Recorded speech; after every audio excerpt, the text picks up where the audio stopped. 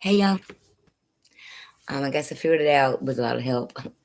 But anyway, I want to thank each and every one of you that helped me along the way. And my journey is far from over. But I wanted to give y'all an update of what's going on in my life.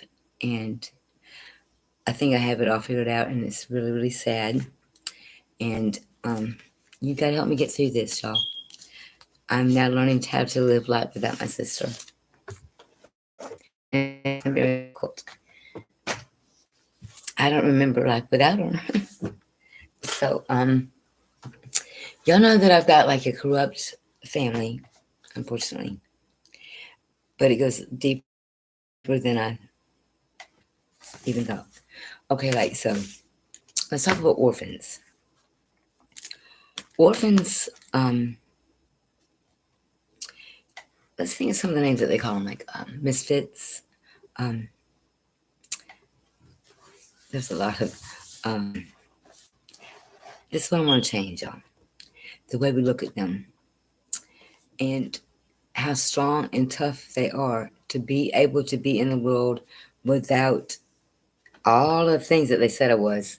And so have a heart, a goal, dreams, and still be able to connect with the reality and understand what happened to me. God didn't do this. That's what they wanted to change. They wanted me to give up my belief in God, and that's not going to happen.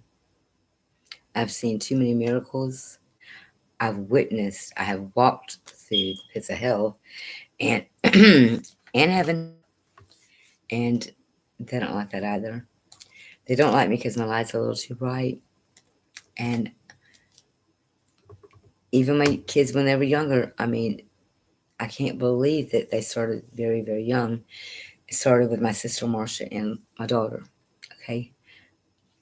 I accepted that. I never knew how much more my family members were in on this. Why? I've torn myself apart. It's going to take me, but God will heal. God will put me back to,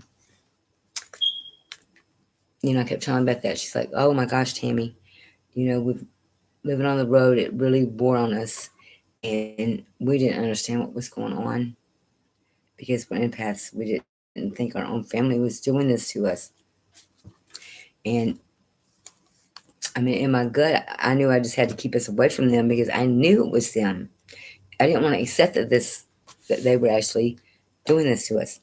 I hear these horror stories that people, on the street. No one out there in the world hurt us. It was our own family. I know that's crazy, but it's the real truth. And Beth, I, and our brother Scott, Charles Scott Dotson, we were able to overcome a lot of things and just put it behind us and pray and maintain and able to adapt to a lot of our surroundings. Although we didn't want to at the time, but given the hand that we were dealt, okay, we did. I came here to tell y'all, wherever you come from, you can become. I ain't gonna say it's easy as an orphan because it's not. Society makes it especially hard for us. And then you got your family behind them, and golly. But anyway, I got through that, and I'm asking y'all to stop. Okay, you need to stop now.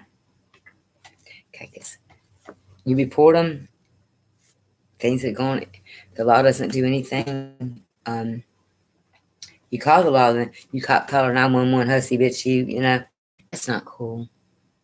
Shouldn't mama have to make me call the law or do my court abuse? See, South Carolina does not see verbally mental abuse as abuse, or they say they didn't. Or nor identity theft or 7 different cases. what do you do when the law does not do anything to, when they should honor, protect all, not to be paid off to go on the dark side, the team. But anyway, Scott became a bus driver at Disney World, and Beth was deep in real estate, and she went to college for a phlebotomist, a masseuse, and I just was in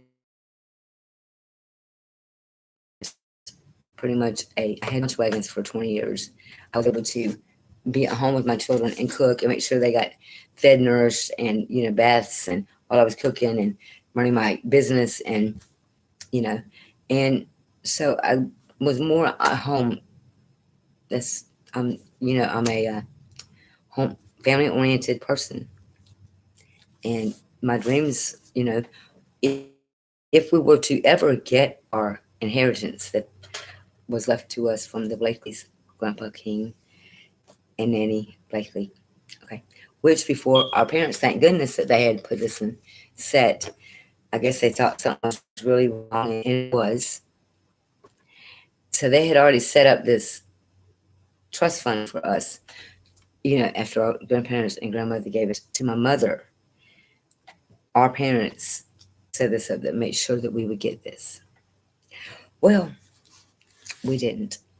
So, I mean, I got so tired throughout the years of hearing about this money. It has destroyed my life. It has destroyed my family. Okay, so they said that my father was drinking and driving, which he wasn't, and fell asleep underneath the wheel. Knocked down 100 yards of guardrail. Flipped a car 4 times. When you fall asleep underneath the wheel, you just. I'm 58 years young, and I have tested it, and I have researched it, and what I believe, everyone's got their opinion.